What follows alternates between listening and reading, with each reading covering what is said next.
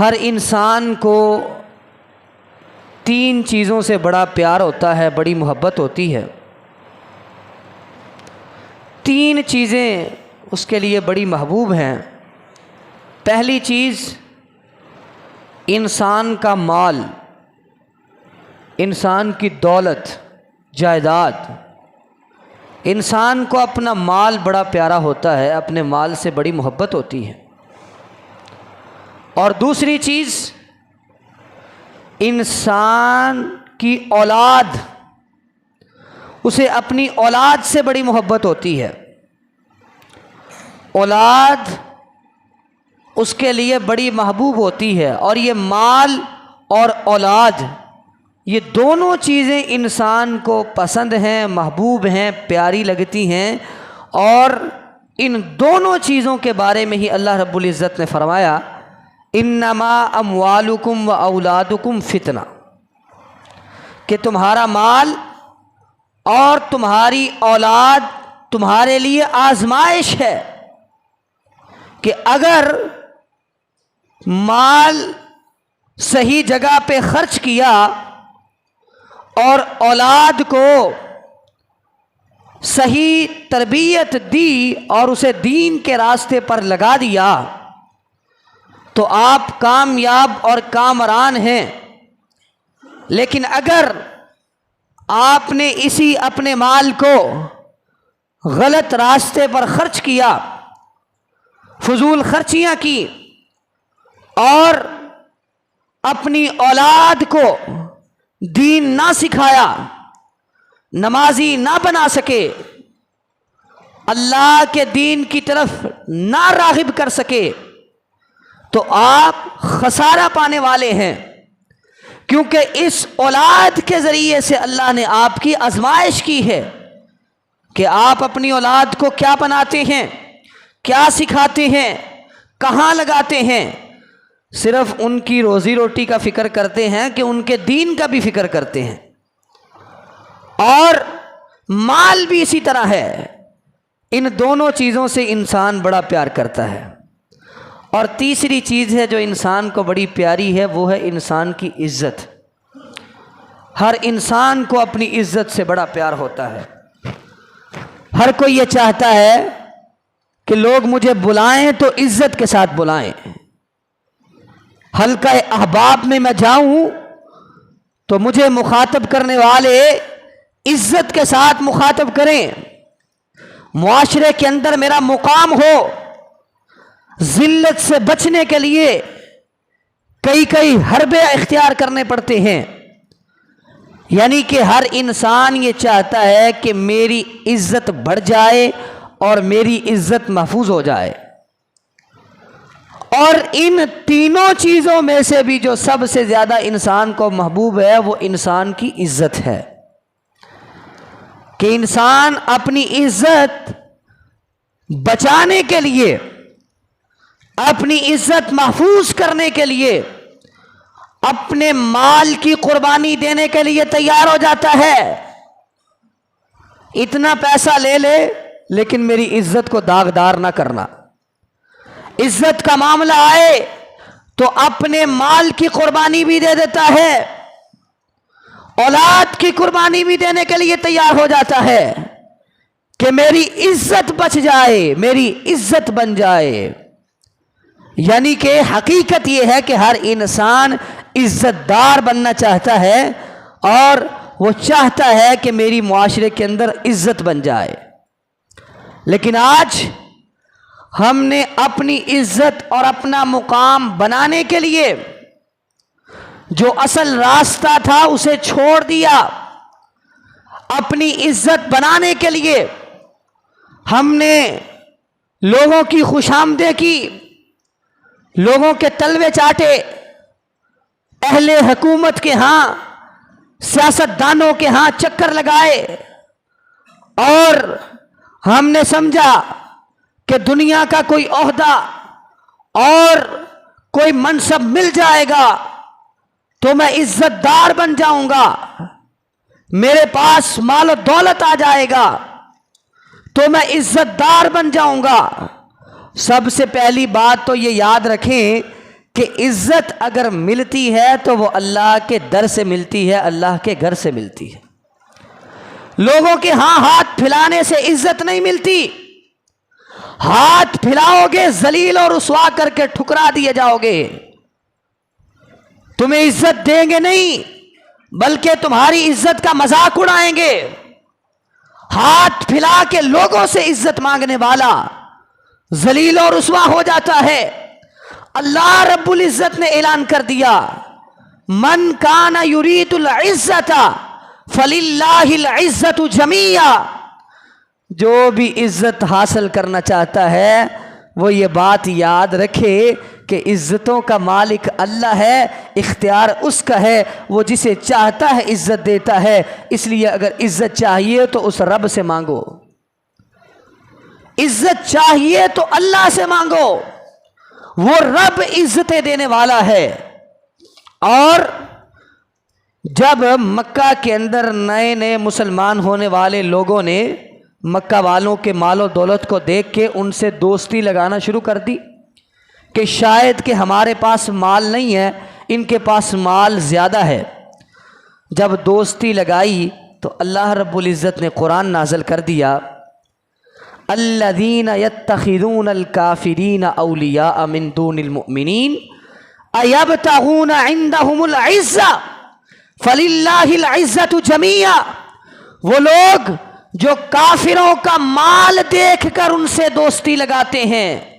یاد رکھیں کہ کیا آپ ان سے دوستی لگا کر عزت حاصل کرنا چاہتے ہیں؟ ایسا ہرگز نہیں، عزتوں کا مالک اللہ ہے، عزت اللہ دینے والا ہے۔ ان کفار سے، ان مال و دولت کے پجاریوں سے دوستی لگا کے عزت نہیں مل سکتی، عزت ملے گی تو اللہ کے در سے ملے گی۔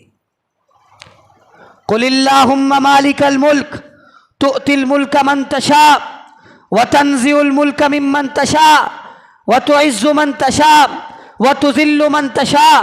اللہ رب العزت نے قرآن پاک میں اس بات کا بھی تذکرہ کر دیا۔ اے نبی آپ ان کو بتا دیجئے، کیا بتایا؟ کہ اللہ رب العزت ہر چیز پر قادر ہے، وہ جسے چاہے بادشاہی عطا کر دیتا ہے، وہ جسے چاہے تخت سے اتار کر جیل کی سلاخوں میں پھینک دیتا ہے، وہ اللہ جسے چاہے عزتیں عطا کر دیتا ہے، وہ اللہ جسے چاہے ذلیل و رسوا کر دیتا ہے۔ یہ اس اللہ کا اختیار ہے۔ اگر اس اللہ کے ساتھ بنا کے رکھو گے، اس کے ساتھ لگا کے رکھو گے، اس کے ساتھ جڑ جاؤ گے، اس کے گھر میں در پہ آ جاؤ گے تو وہ اللہ تمہیں عزتوں سے بھی نواز دے گا، وہ تمہارا برم رکھے گا، تمہاری بات کا لحاظ رکھے گا۔ آپ علیہ الصلوۃ والسلام نے فرمایا کہ بعض اللہ کے ایسے بھی بندے ہوتے ہیں دنیا والوں کی نظروں میں تو بڑے کم تر ہوتے ہیں، کیونکہ ان کے پاس اتنا مال و دولت نہیں ہوتا، اتنا روپیہ پیسہ جائیداد نہیں ہوتی، لیکن وہ اللہ کے بندے ایسے ہوتے ہیں اگر وہ اللہ پر قسم ڈال دیں کہ اللہ کی قسم یہ کام ایسے ہوگا، اللہ رب العزت ان کی قسم کی لاج رکھتے ہیں اور ان کی قسم کو پورا کر دیتے ہیں۔ قسم اٹھا کے کہہ دیں اللہ کی قسم اللہ ایسے کرے گا، ویسا ہو جاتا ہے۔ یہ اللہ کے بندے ہیں جن کی عزت، جن کی لاج اللہ رب العزت خود رکھتے ہیں اور جن کی بات کا لحاظ اور خیال اللہ رب العزت رکھتے ہیں۔ یہ اللہ کے محبوب بندے ہیں، یہ اللہ کے ہاں عزت دار ہیں، ان کو عزت دینے والا اللہ ہے۔ دنیا والے عزت نہ بھی دیں کوئی فرق نہیں پڑتا، عزت کا معیار یہ نہیں کہ دنیا والے سلوٹ ماریں، دنیا والے تمہیں دیکھ کے کھڑے ہو جائیں۔ عزت کا معیار یہ ہے کہ اللہ رب العزت اپنے فرشتوں میں اعلان کر دیں، اے میرے فرشتوں فلاں بندے سے میں محبت کرتا ہوں فاحبوہ، تم بھی اس سے محبت کرو۔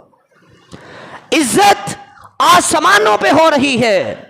کتنے ہی ایسے دنیا میں گمنام بندے ہیں کہ دنیا والے تو نہیں جانتے، ان کی قدر و منزلت کا ان کو اندازہ نہیں، ان کے مقام و رفعت کا ان کو اندازہ نہیں، لیکن آسمانوں کے اندر ان کا نام گونجتا ہے، آسمان کے فرشتوں میں ان سے محبت کرنے کے اعلان ہوتے ہیں وہ بندے ہیں جو اللہ سے آ کے عزت مانگتے ہیں، جو امریکہ جانا عزت کا سبب نہیں سمجھتے، جو یہ نہیں سمجھتے یورپ چلا جاؤں گا بڑا عزت دار بن جاؤں گا، کفار کی نکالی کروں گا بڑا عزت دار بن جاؤں گا، مال و دولت بنا کے ڈھیر لگا لوں گا عزت دار بن جاؤں گا، ایسی بات نہیں۔ عزت اس کو ملتی ہے جسے اللہ عزت عطا کرتے ہیں، اور عزت حاصل کرنے کا جو سبب ہے، بنیادی سبب جس کو نبی علیہ الصلوۃ والسلام نے بطور خاص ذکر کیا، ان اسباب میں سے پہلا سبب یہ ہے کہ اللہ کے قرآن کے ساتھ عزت جو ملتی ہے وہ دنیا کی کسی اور چیز کے ساتھ نہیں مل سکتی۔ جو قرآن کو پڑھنے کی وجہ سے، قرآن کو سیکھنے کی وجہ سے عزت ملتی ہے، وہ کسی اور طریقے سے کبھی بھی نہیں مل سکتی۔ آج ہم عزت حاصل کرنے کے لیے غلط راستے اختیار کرتے ہیں، عزت حاصل کرنے کے لیے ذلتوں کے گڑھوں میں چھلانگ لگا دیتے ہیں، لیکن عزت نہیں ملتی۔ عزت اگر چاہیے، مقام اگر چاہیے تو اللہ کے قرآن کے ساتھ جڑ جاؤ، قرآن کی تعلیم حاصل کر لو، قرآن کی تعلیم اپنے بچوں کو سکھا دو۔ اگر چاہتے ہو کہ ہمارے بچے اس دنیا کے اندر بھی عزت حاصل کریں، کل قیامت کے دن بھی اللہ کے ہاں ان کا مقام و مرتبہ ہو، تو ایک ہی راستہ ہے، قرآن کی تعلیم دلواؤ، دین سکھاؤ، عالم بناؤ، قرآن سکھاؤ۔ اللہ رب العزت عزتوں سے نوازنے والے ہیں، کیونکہ نبی علیہ الصلوۃ والسلام نے فرمایا ان اللہ یرفع بہذا الکتاب اقواما ویضع بہ آخرین۔ یہ قرآن ایسی کتاب ہے کہ جس کتاب کی وجہ سے اللہ بہت قوموں کو بلندیوں سے نواز دیتا ہے، اور یہ قرآن ایسی کتاب ہے جس کو چھوڑ دینے کی وجہ سے بہت سی قوموں کو ذلیل و رسوا کر دیا جاتا ہے، پستیوں کا شکار کر دیا جاتا ہے۔ اور آج ہمارے معیارات بدل گئے، ہماری ترجیحات بدل گئی، وگرنہ صحابہ تابعین سلف کے دور میں جب کسی کو عہدہ دیا جاتا تھا، کسی کو منصب دیا جاتا تھا، تو قرآن کی بنیاد پر دیا جاتا تھا، مال و دولت، سفارش اور رشوت کی بنیاد پر عہدہ نہیں ملتا تھا۔ آج ہمارا معیار کیا ہے؟ جس نے رشوت دے دی اس کو عہدہ مل گیا، جس نے سفارش کروا دی اس کو عہدہ مل گیا۔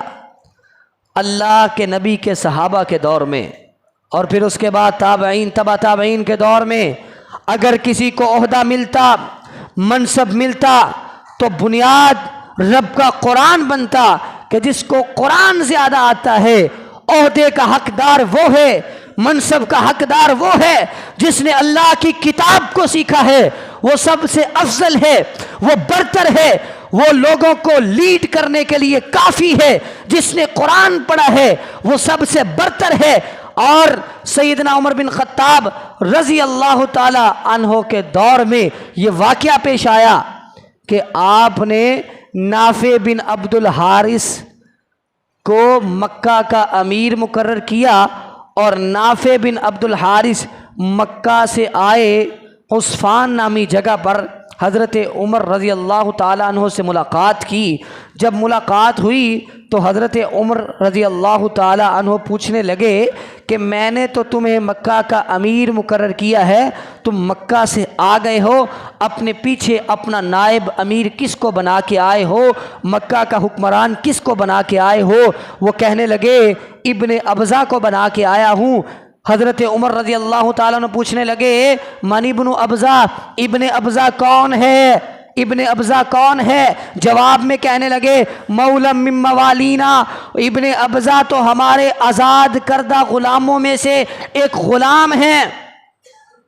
عمر رضی اللہ تعالیٰ نے کہنے لگے کیا آپ نے مکہ جیسی عظیم ترین وادی پر، شہر پر ایک غلام کو امیر بنا دیا ہے؟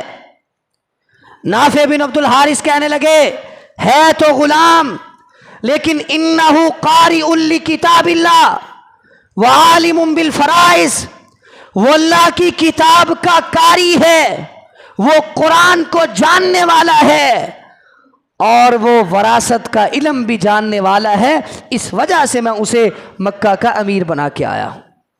جب یہ بات سنی تو حضرت عمر رضی اللہ تعالیٰ عنہ جواب میں کہنے لگے اگر ایسا کیا ہے تو پھر بالکل درست کیا ہے، کیونکہ نبی علیہ الصلوۃ والسلام سے میں نے سنا تھا ان اللہ یرفع بہذا الکتاب اقواما ویضع بہ آخرین، اللہ اسی کتاب کے ذریعے سے قوموں کو بلندی عطا کرتے ہیں۔ ایک غلام ہے لیکن منصب ملا، عہدہ ملا، وجہ اور سبب کیا ہے؟ قرآن جانتا ہے، قرآن سیکھا ہے، اور عمر بن سلمہ رضی اللہ تعالیٰ عنہ ابھی 6-7 سال کی عمر ہے، اپنی قوم کے امام بن جاتے ہیں، نماز پڑھانے کے لیے مصلی امامت پر کھڑے ہو جاتے ہیں۔ یہ عزت اور شرف کیوں ملتا ہے؟ کیونکہ قرآن کو جانتے ہیں، قرآن انہوں نے سیکھا ہے۔ قرآن پڑھنے والا، قرآن سیکھنے والا، اللہ رب العزت اسے دنیا میں بھی عزت عطا کرتے ہیں، کل قیامت کے دن بھی عزتوں سے نوازیں گے۔ عمر بن سلمہ رضی اللہ تعالیٰ عنہ بیان کرتے ہیں کہ نبی علیہ الصلوۃ والسلام نے جب نبوت کا اعلان کیا، آپ لوگوں کو دعوت دے رہے تھے، مکہ والے آپ کی مخالفت کر رہے تھے۔ ہمارا قبیلہ ایک چشمے کے پاس رہتا تھا، ہم نے کہا انتظار کرتے ہیں، اگر یہ جو نبی ہیں اپنی ہی قوم پر غالب آ گئے تو ہم سمجھیں گے یہ سچے ہیں۔ جب نبی علیہ الصلوۃ والسلام نے مکہ کو فتح کر لیا تو بہت سارے قبائل اسلام کو قبول کرنے کے لیے آ گئے۔ وجہ یہ تھی کہ انہوں نے سمجھا کہ اب یہ اسلام غالب آنے والا ہے، اسلام سچا دین ہے۔ جب آپ نے مکہ کو فتح کیا تو ان کا قبیلہ بھی اسلام قبول کرنے کے لیے آ گیا۔ کہتے ہیں اسلام قبول کرنے کے بعد میرے والد جب واپس قبیلے میں گئے، انہوں نے جا کے قبیلے والوں کو کہا 5 نمازیں مسلمانوں پر فرض ہیں، فلاں فلاں وقت ہے، اور نماز پڑھانے کے لیے ایک امام کو مقرر کرنا پڑے گا، اور نماز کا جب وقت آیا اصول آپ نے یہ بتایا تھا نماز وہ پڑھائے گا جس کو قرآن زیادہ آتا ہے، مصلی پر وہ کھڑا ہوگا جس کو قرآن زیادہ آتا ہے، کیونکہ مصلی پر کھڑا ہو کے نماز پڑھانا کوئی چھوٹا کام نہیں، کوئی چھوٹا منصب نہیں، کوئی چھوٹا عہدہ نہیں۔ خلفائے راشدین کے دور میں اس امت کے سلف جب اپنے دور میں حکمران ہوتے تھے، مصلی امامت پر کھڑے ہو کر نماز پڑھانے والا بھی وقت کا حکمران ہوتا تھا۔ حضرت ابوبکر صدیق رضی اللہ تعالیٰ عنہ وقت کے خلیفہ بھی ہیں، مصلی امامت پر کھڑے ہو کر 5 نمازیں بھی پڑھاتے ہیں۔ حضرت عمر فاروق رضی اللہ تعالیٰ عنہ خلیفہ بھی تھے، 5 وقت کی نماز بھی پڑھاتے تھے۔ سیدنا عثمان، سیدنا علی، سیدنا حسن، سیدنا امیر معاویہ رضی اللہ عنہم اجمعین، یہ سارے اپنے اپنے دور کے خلفاء بھی تھے۔ خلفاء ہونے کے باوجود مصلی امامت پر کھڑے ہو کے نماز بھی پڑھاتے تھے، کیونکہ مصلی پر کھڑے ہو کے نماز پڑھانا یہ ایک بہت بڑا عہدہ، منصب، ذمہ داری تھی۔ یہ اتنا بڑا منصب ہے کہ نبی علیہ الصلوۃ والسلام نے اپنی ساری زندگی مصلی امامت پر خود کھڑے ہو کے نماز پڑھائی۔ اس سے بڑھ کے کیا شرف ہو سکتا ہے؟ اب یہ کہتے ہیں کہ ہمارا قبیلہ اسلام قبول کر چکا تھا، نماز کا وقت ہوا، بتایا گیا کہ امامت وہ کروائے گا جس کو قرآن زیادہ آتا ہے۔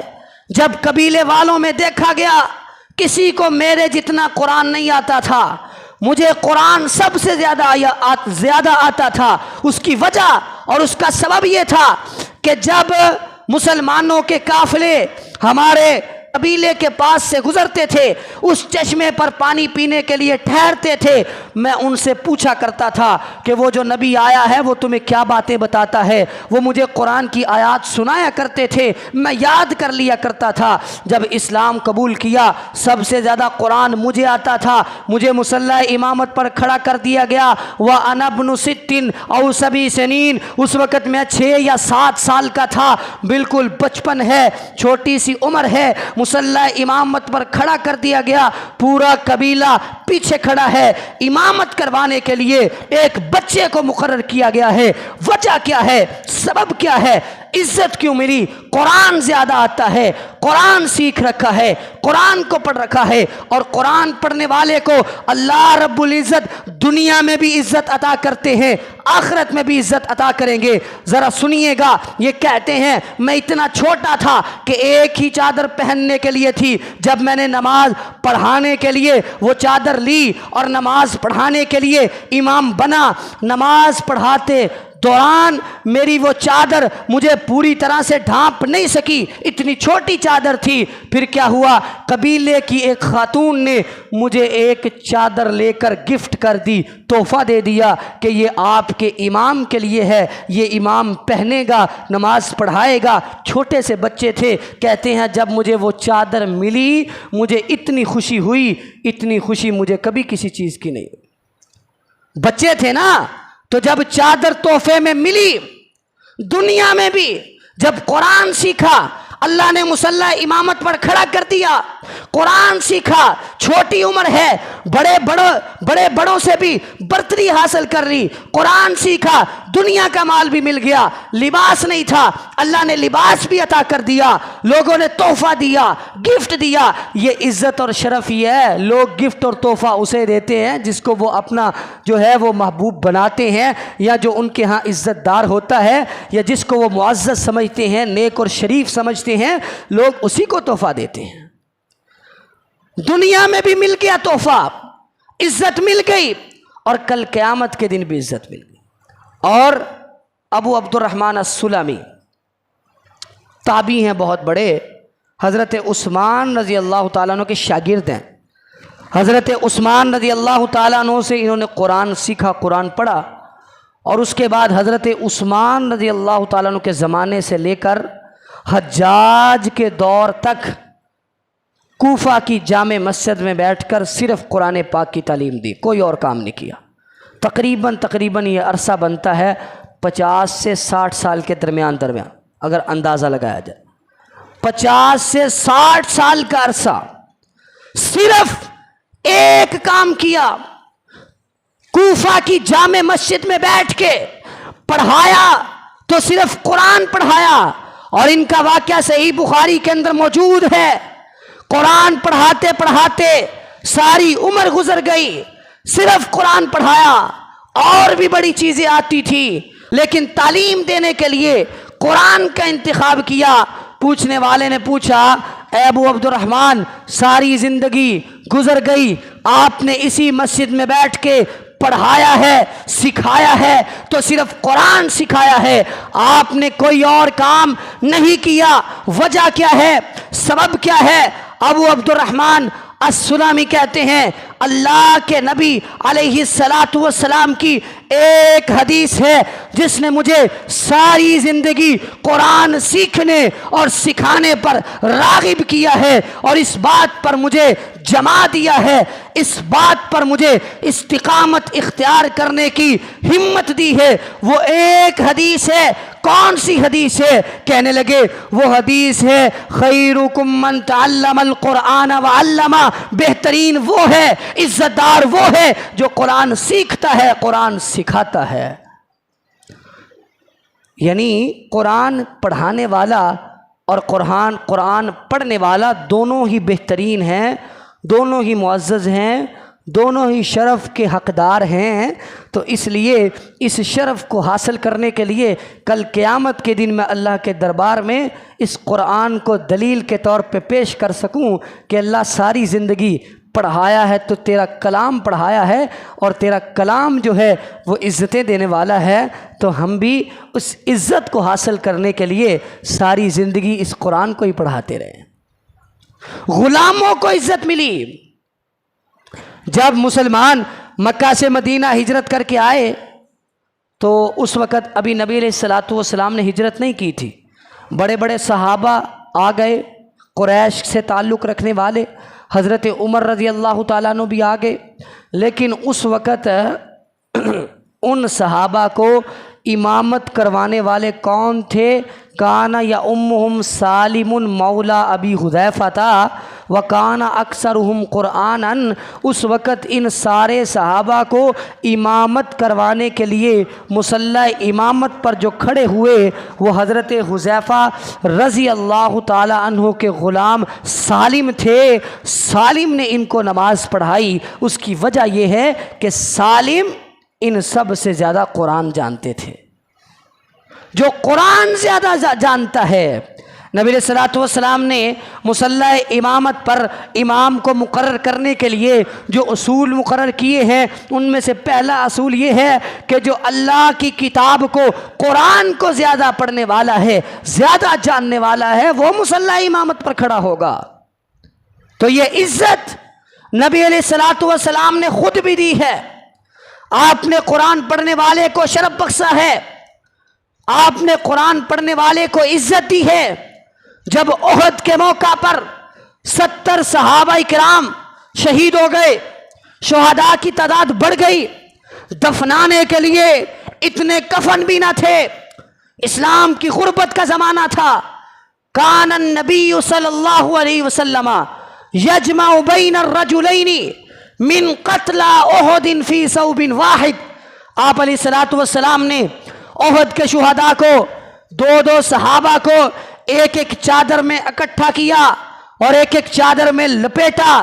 آپ نے ان صحابہ کو دو کو ایک ہی قبر میں دفن کیا، اور جب آپ ایک ہی قبر میں دفن کرنے لگتے، آپ پوچھتے ایہم اکثر اخذا للقرآن، اے میرے صحابہ بتاؤ ان دو میں سے قرآن کس کو زیادہ آتا تھا؟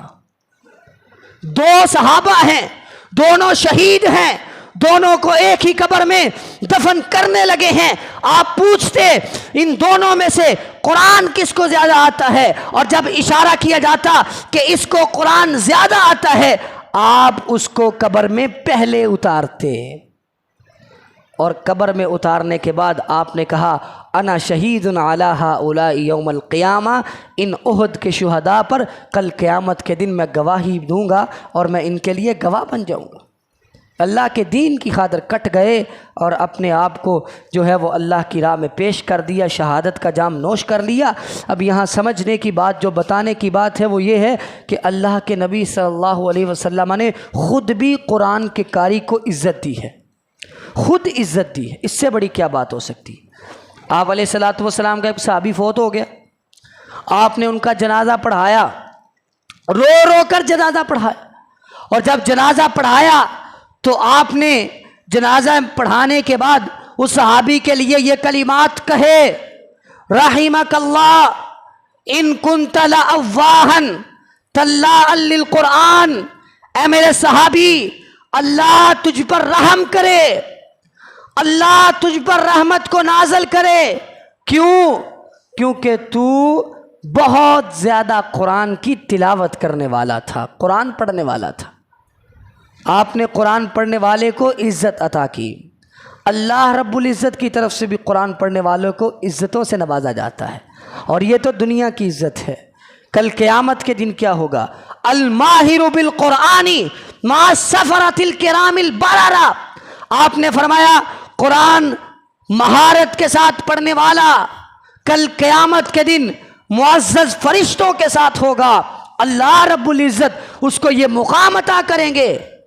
اور یقال لصاحب القرآن اقرأ وارتقی ورتل کما کنت ترتل فی الدنیا فإن منزلتک عند آخر آیت تقرأها، کل قیامت کے دن دنیا میں قرآن سیکھنے والا، قرآن پڑھنے والا، قرآن پڑھانے والا، کل قیامت کے دن اس سے کہا جائے گا اے قرآن کے قاری، قرآن کو پڑھنے والے، قرآن کو سیکھنے اور سکھانے والے، چڑھتا جا، قرآن پڑھتا جا، جہاں تیری تلاوت کی آخری آیت ہوگی، قرآن کی آخری آیت ہوگی، وہاں جنت کے اندر تیرا مقام ہوگا۔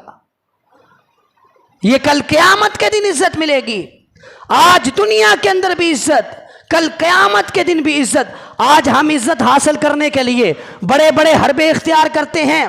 ہم سمجھتے ہیں برانڈ کا سوٹ پہن لینے سے، اچھی گھڑی اور اچھا جوتا اور اچھا لباس زیب تن کر لینے سے عزت مل جائے گی، ایسا نہیں۔ لباس اچھا پہن لینے سے انسان عزت دار نہیں بن سکتا۔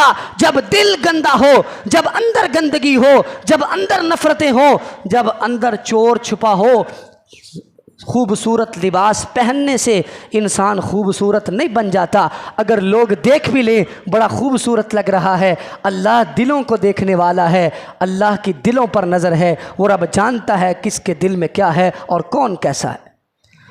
تکلفات کے لبادے اوڑھ کر جنہوں نے عزت حاصل کرنے کی کوشش کی، تاریخ گواہ ہے کہ وہ ذلیل اور رسوا ہوئے، اور جنہوں نے عاجزی انکساری دین قرآن اسلام کے ساتھ عزت حاصل کی، ان کی عزتوں کو اللہ نے بلند کیا۔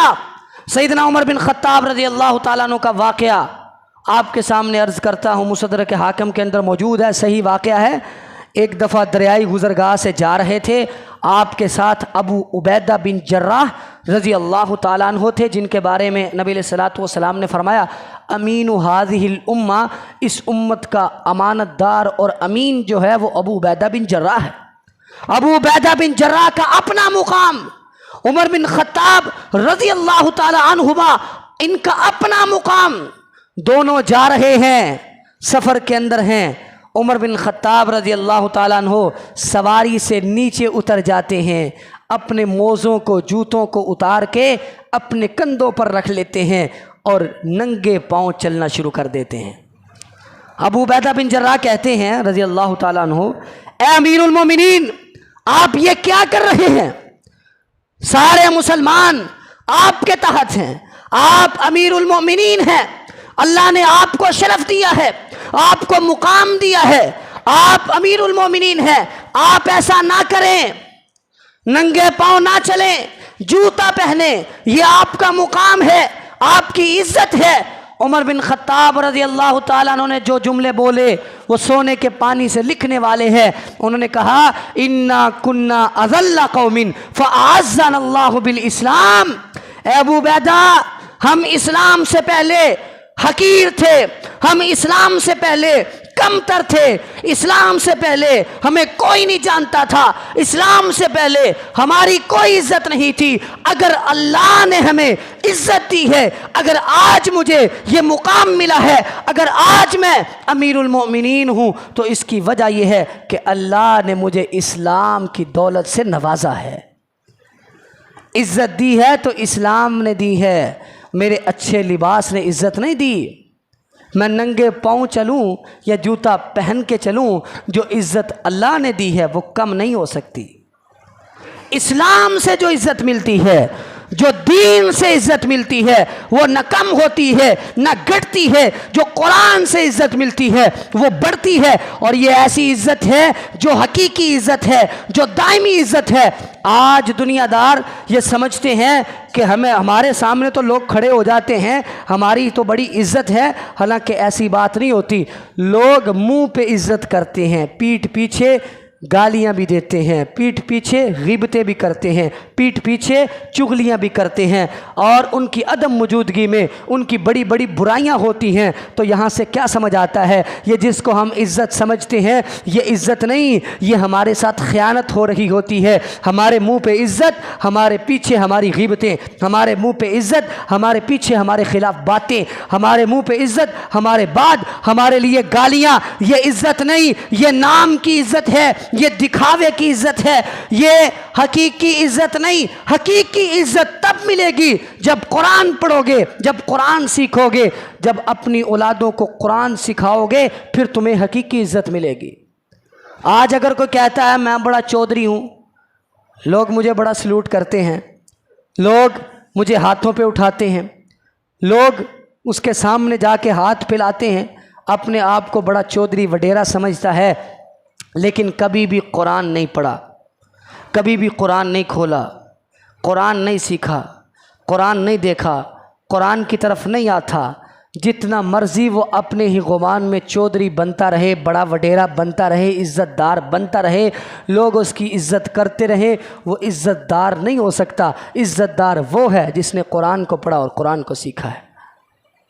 اس لیے قرآن سب سے بڑا عزت کا سبب اور عزت کا ذریعہ ہے، اور قرآن سے ملنے والی عزت دائمی ہے، حقیقی ہے۔